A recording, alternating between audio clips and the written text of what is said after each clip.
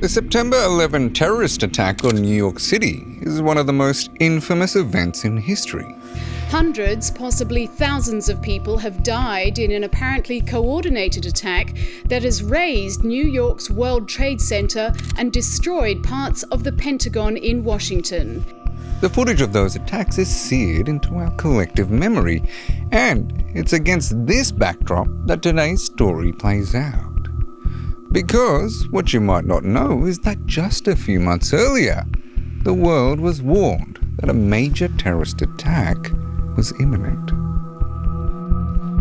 It's April 2001. A bearded Afghan military commander and resistance leader stands before European Parliament. His voice is steady and his message is clear. The Taliban and Al-Qaeda are planning something big, he warns the crowd. They will not stop with Afghanistan. The world must be ready. The audience nods politely. A few take notes. Most seem to dismiss him. Just another warlord from a far-off country. What could he know that they didn't? But Ahmad Shah Massoud did know. He'd watched the networks of fighters and financiers spread across his borders. He'd seen what Al-Qaeda could do, and he knew Osama bin Laden was deadly serious. He returns home from Paris, back to his valley stronghold in the north of Afghanistan, to a place called Panjshir. He's uneasy, frustrated that his warnings have not been heeded. He knows something terrible is coming. He knows the cost will be enormous. Why won't anyone take him seriously? Fast forward a few months. It's September 9th, 2001. Two men arrive at one of Ahmad Shah Massoud's military bases, carrying Belgian passports and a television camera.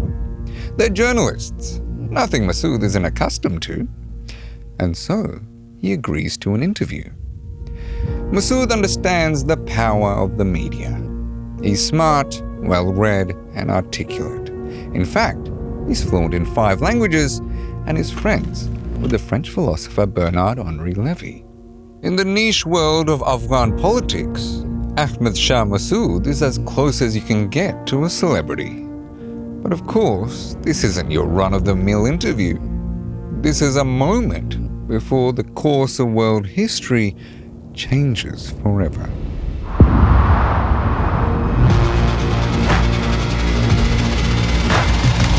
Hello, my friend. I'm Aslan Pahari, and this is Assassins, the show where we tell the stories of the world's most shocking assassinations.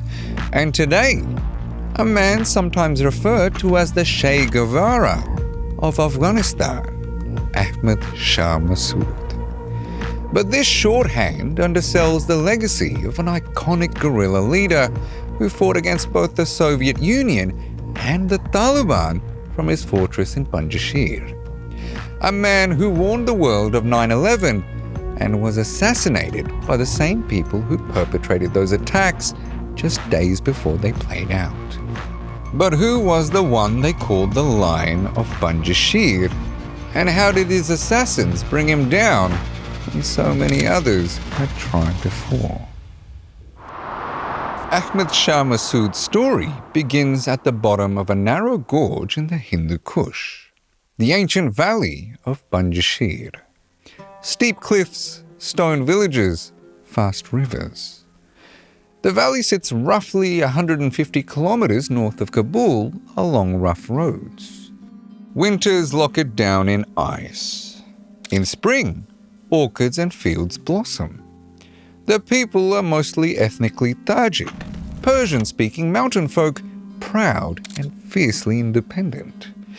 It's here, in 1953, that Ahmad Shah Massoud is born. His father was an Afghan army officer, strict and well-respected. But Massoud's a little different. Quiet, serious, always with a book. He loves poetry, he studies religion. He's also a really good footballer. In the early 1970s, Massoud leaves Panjshir for the big smoke, Kabul, to study engineering. He arrives in a modern city where girls attend school and women appear in public life. And he sees a political situation that convinces him that power in Kabul is crushing local autonomy and faith. And therein lies the root of Massoud's paradox. He can support women's education and rule of law and still plot to topple governments for religious reasons. Massoud joins the Muslim Youth Organization and is influenced by Muslim Brotherhood-style ideas, moral reform, social justice, anti-communism, and clean governance. He's a disciplined organizer who believes Afghan society can be both Islamic and educated.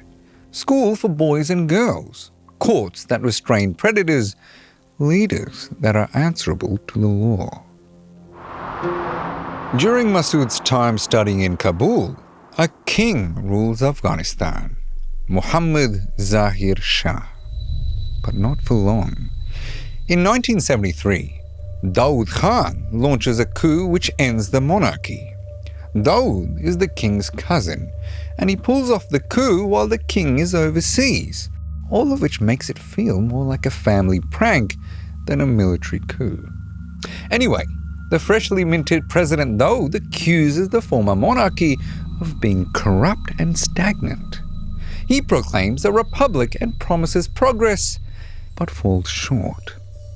As we hear on the show time and time again, power corrupts. Daoud jails opponents, especially Islamist opponents, and brings the government, military and judiciary all under his personal control. To Massoud, this is the antithesis of accountable rule. So he and other student Islamists like Gulbuddin Hekmatyar, more about him later, launch a counter-coup against the new president. But the coup fails and Massoud flees to Pakistan. However, it turns out that exile is good for him. It's where he studies guerrilla warfare. He learns to build small units, he masters traps and ambushes, he learns to sabotage infrastructure and supply lines, and he builds personal relationships. These matter as much as guns in the land of Afghanistan. Relations with village elders, mullahs, and traders will prove crucial for Massoud. And then he prepares for battle. It's 1978, and the communists seize Kabul. Over the next year, the Soviet Red Army rolls in with tanks, helicopters, and whole divisions of troops. This is the signal for Massoud to return home and put everything he learned in exile into practice against the Soviets. Now, to understand why Massoud's newfound expertise in guerrilla warfare would prove to be so crucial, you need to understand a bit about the geography of Panjshir. Panjshir lies close to the Salang Corridor, a highway and tunnel system that links Soviet Central Asia in the north to Kabul and Bagram in the south. It's the main artery for fuel, ammunition, and troop rotations. In other words, it's a key strategic location. From Panjshir's steep valleys and high ground, a disciplined force can cut, bleed, and harass convoys, then melt away. This harsh terrain is Massoud's fortress, and the logistics map is his chief ally. He builds a well-organized army within the Panjshir Valley, dividing it into defensive commands and mobile companies. But the Soviets don't retreat. They've faced opposition like this many times before. Massoud might be outnumbered and outgunned, but he won't be outsmarted. Not here. He has a secret weapon. These mountains, these valleys he knows so well. Mines on the roads, ambushes in the valleys, snipers in the cliffs. Panjshir is both a shield and a dagger. It protects his soldiers and allows them to strike the Soviets' most crucial supply lines. The Red Army launches 9 major offensives into Panjshir, and 9 times Massoud's fighters repel them. The Soviets call him a ghost.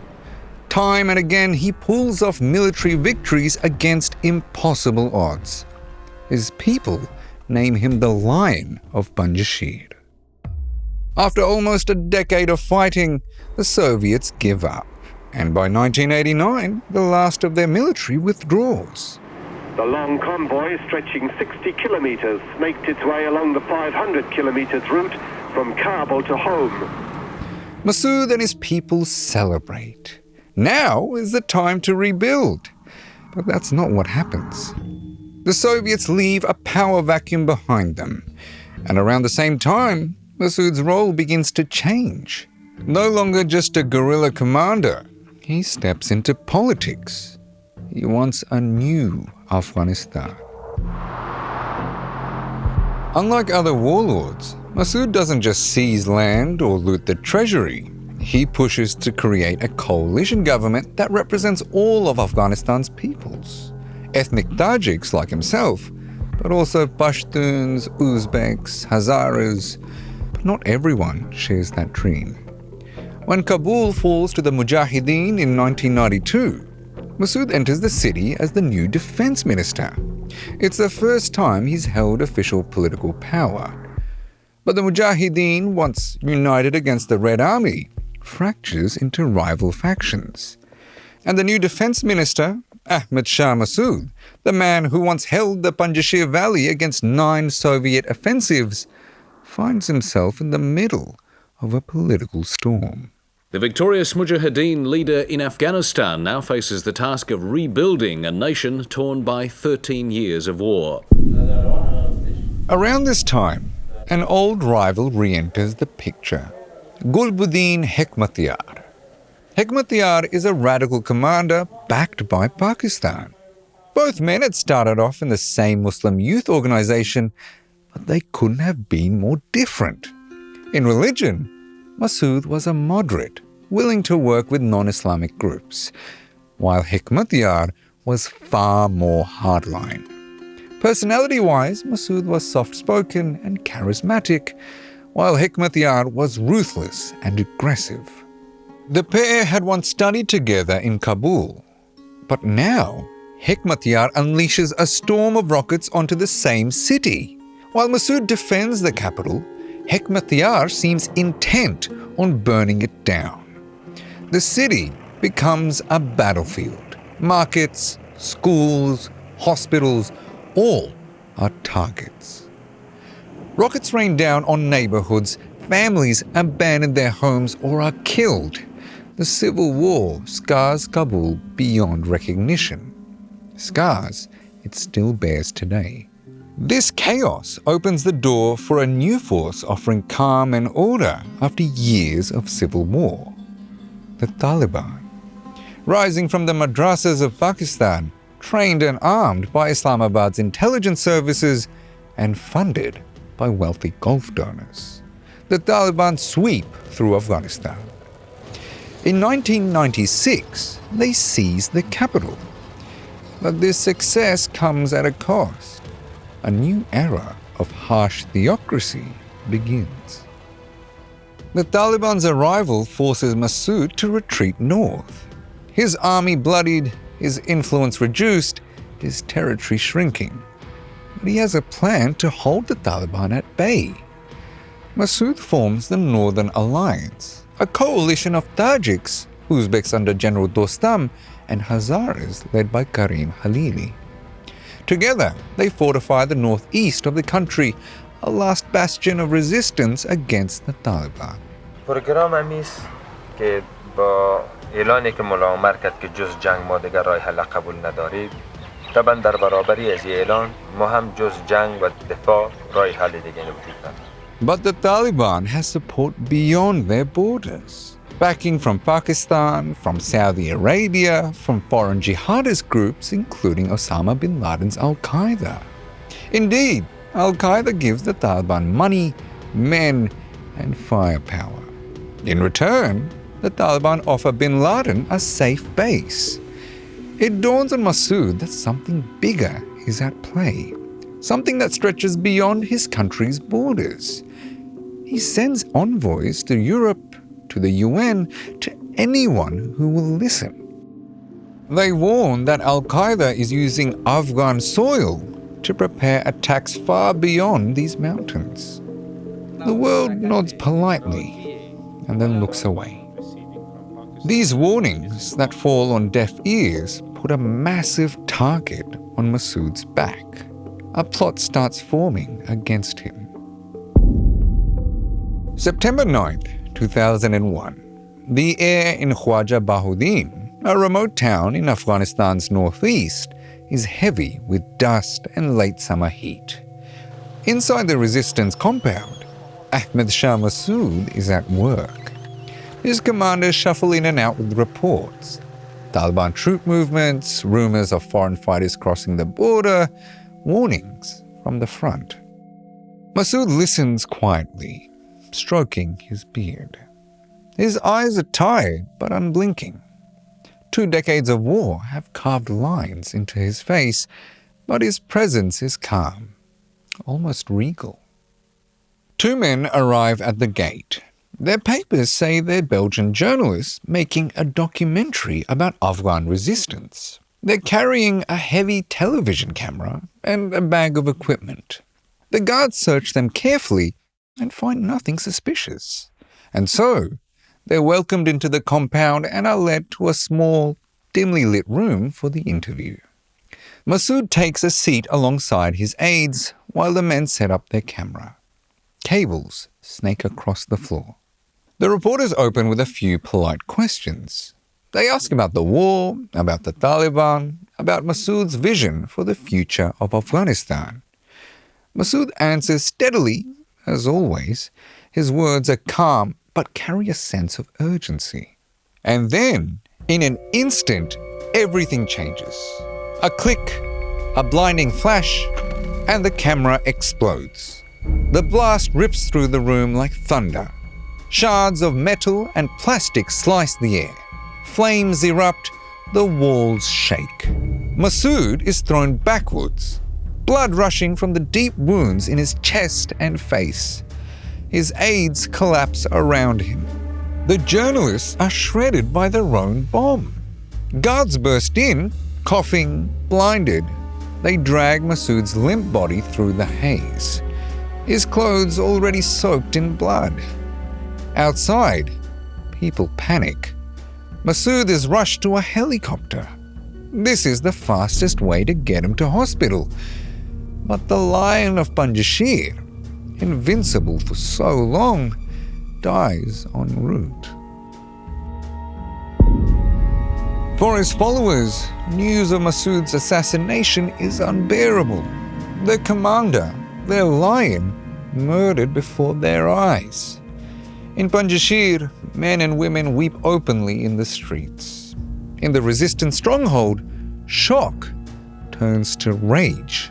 Across Afghanistan, the silence of disbelief settles like dust after a storm. The Lion of Panjshir had fought the Soviets. He had defied Pakistan. He had held the line against the Taliban. But in the end, he was killed not on the battlefield, but in a chair by a bomb hidden inside a camera. Al-Qaeda sent the assassins on the orders of Osama bin Laden himself, and the timing was no coincidence. By killing Massoud, Al-Qaeda cleared the path for their Taliban allies. 2 days later, on September 11th, another Osama bin Laden order plays out, and the world finally understands the urgency of Massoud's warning. Massoud's story doesn't end with his assassination. 2 days later, the United States is at war. When American boots first touch Afghan soil, they don't stand alone. They're guided, protected, and carried by Massoud's fighters, the Northern Alliance. Even in death, the Lion of Panjshir shapes the battlefield. Thank you for watching, my friends. You know this hat that Massoud used to wear? Where does it originate? Let us know in the comments.